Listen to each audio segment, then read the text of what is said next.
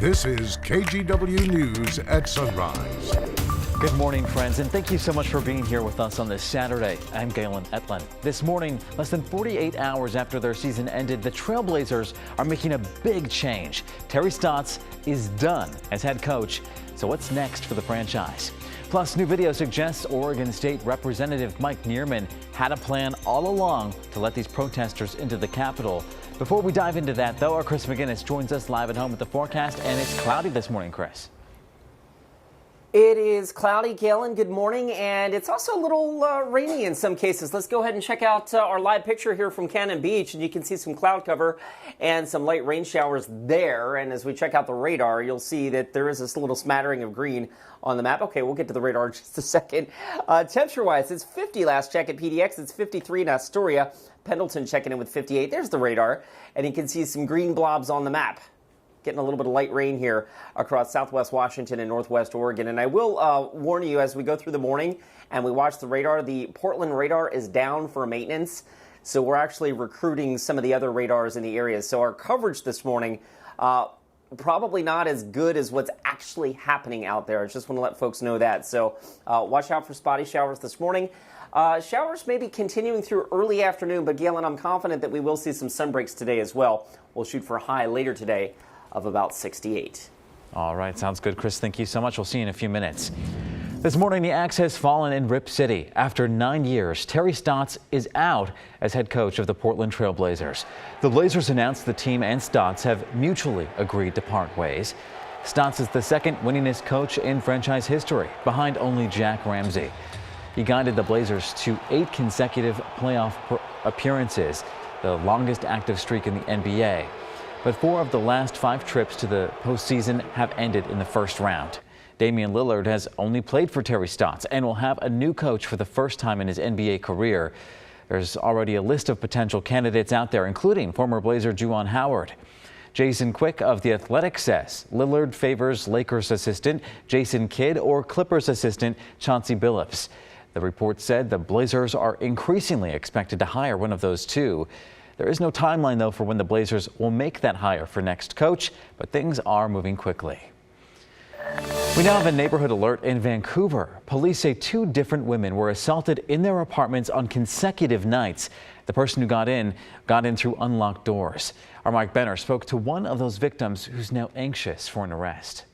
Physically, I'm all right. Mentally, I'm kind of a little still in disbelief. This woman wants to remain anonymous, and you'll understand why in a moment.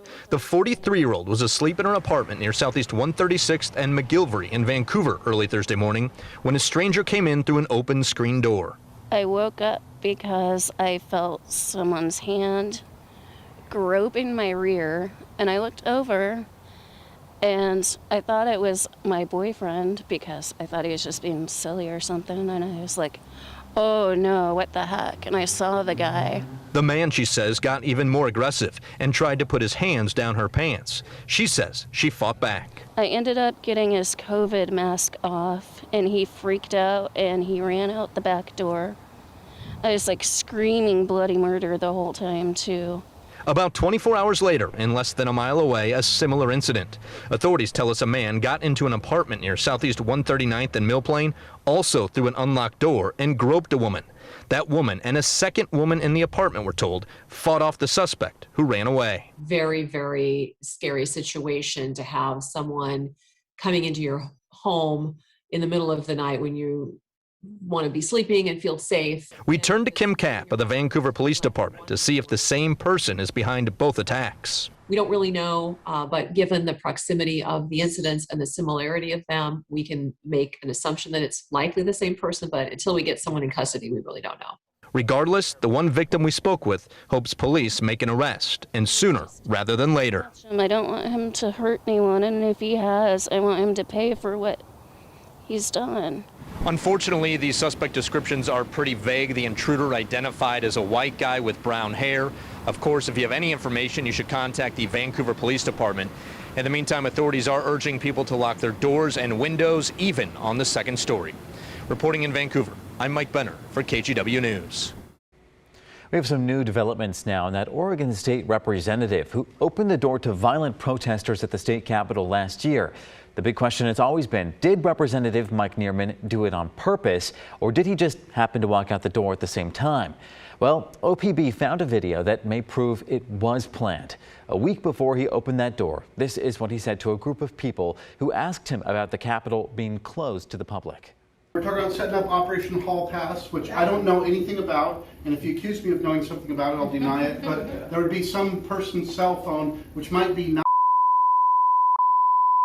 That was just random numbers that I spewed up. That's not anybody's actual cell phone. And if you say, I'm at the west entrance during the session and text to that number there, that somebody might exit that door while you're standing there. But I don't know anything about that. I don't have anything to do with that.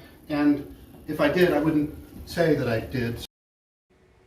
Now, for context there, we did beep out the phone number in that video, but we called it yesterday and the voicemail said it belonged to Mike Nearman. Nearman faces criminal charges and will be back in court on June 21st. In less than 3 weeks, most COVID restrictions in Oregon could be dropped. Governor Kate Brown says the state is making progress toward her vaccination target of 70%.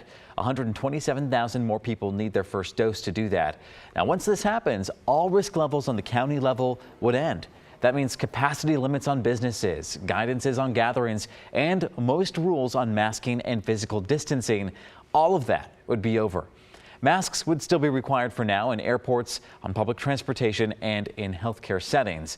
The governor also says schools are expected to open in the fall for in-person learning 5 days a week.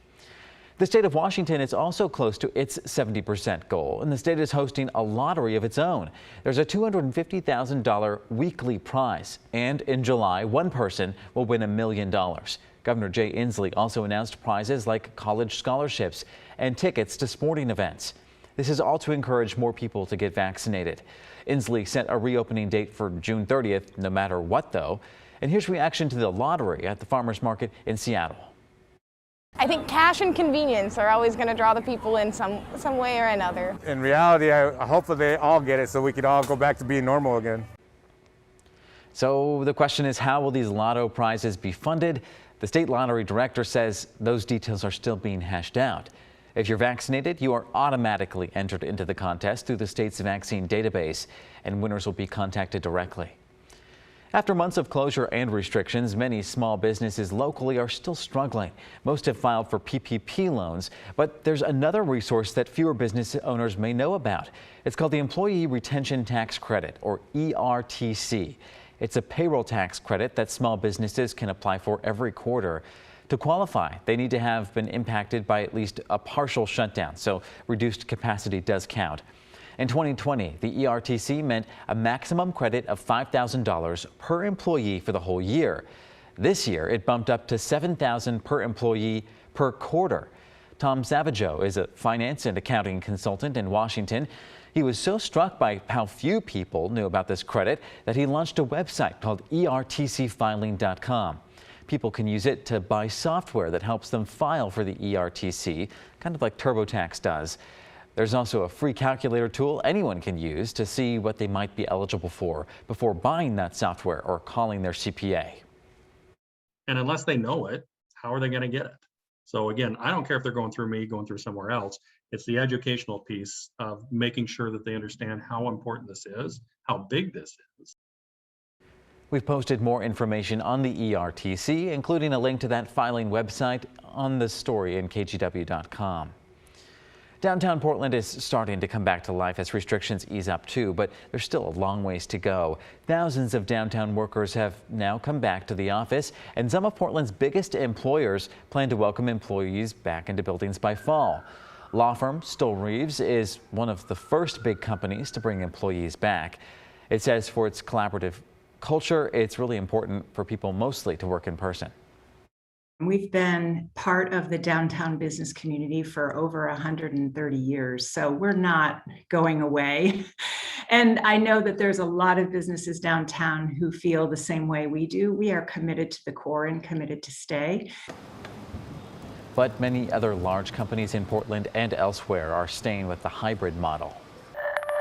New this morning, firefighters spent the night fighting a wildfire near Scappoose. A pilot spotted the fire near Gunner's Lake just after 6:30 last night. As you can see, it's in a pretty remote area too. Firefighters tell us a truck actually caught fire there. Then the flames spread to nearby brush. It has burned nearly 7 acres so far. Oregon crews, meanwhile, are training for another potentially big fire season. Firefighters from more than 40 different agencies spent their Friday learning how to fight wildfires. Our Devin Haskins takes us to their training site in Molalla. More than 70 firefighters are taking part in this 2-day training. They're practicing everything from airdrops to digging fire lines. The ground is where the fires are, the battles are kind of won and lost, if you will. Hold and improve. Hold and improve.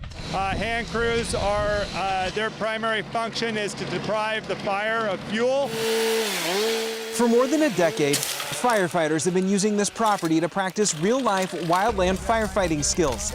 This year's class is the largest yet. It was put on hold a year ago because of the pandemic. They tried to do it remotely, but as you can imagine, it's hard to fight a fire over Zoom. Ultimately, you got to get out here and experience and really experience it firsthand.